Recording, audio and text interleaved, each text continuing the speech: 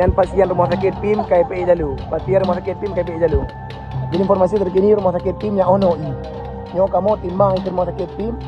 Ya prima NP Medica. Yan i. Yan bagi urang pai. Halo semuanya, selamat datang kembali di channel Indo Strategi. Hari ini kita bakal ngebahas kabar terbaru soal upaya pemerintah dalam menangani bencana banjir dan longsor yang terjadi di beberapa wilayah Sumatera, baik di Aceh dan sekitarnya. Ada gerak cepat yang dilakukan sejak beberapa hari terakhir dan skalanya cukup besar. Jadi, sejak 25 November lalu, Presiden sudah memberikan instruksi agar bantuan logistik segera dikirim ke daerah-daerah yang terdampak paling parah. Koordinasi ini dipimpin langsung oleh Kementerian Koordinator Bidang Pembangunan Manusia dan Kebudayaan.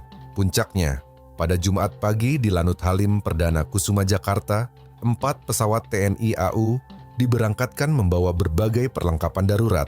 3 diantaranya adalah Hercules dari Skuadron 31 dan satu lagi adalah Airbus A400M pesawat angkut berat terbaru TNI AU yang baru tiba di Indonesia awal bulan ini. Menariknya, ini jadi misi kemanusiaan Perdana A400M sejak hadir di tanah air. Pesawat-pesawat ini terbang menuju 3 provinsi yang sedang menghadapi situasi kritis: Sumatera Utara, Sumatera Barat, dan Aceh. Masing-masing daerah punya tantangan sendiri, mulai dari wilayah yang terputus akses darat, banjir besar yang masih berlangsung, hingga lokasi-lokasi yang hanya bisa dijangkau lewat jalur udara. Agar proses distribusi lebih cepat, seluruh bantuan diturunkan di bandara-bandara terdekat dengan titik bencana. Untuk Sumatera Barat diarahkan ke Padang, Sumatera Utara melalui Bandara Silangit, sementara Aceh lewat Banda Aceh dan Lhok Seumawe. Lalu, apa saja yang dibawa dalam misi kemanusiaan ini?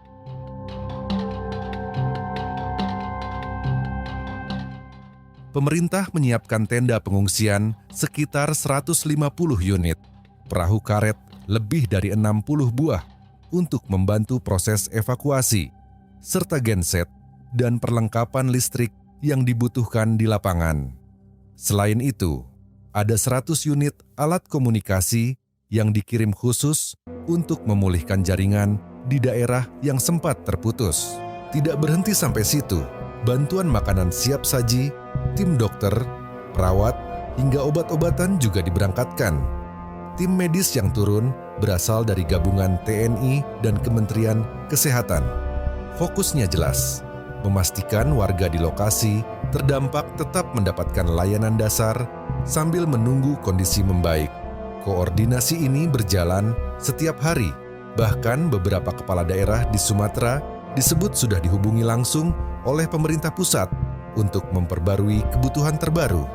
Jadi, setiap pengiriman yang dilakukan benar-benar menyesuaikan dengan apa yang paling dibutuhkan warga saat itu.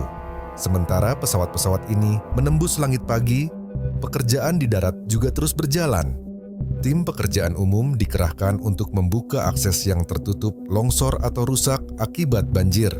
Harapannya, bantuan yang sudah dikirim lewat udara ini bisa segera mencapai desa-desa yang paling sulit dijangkau.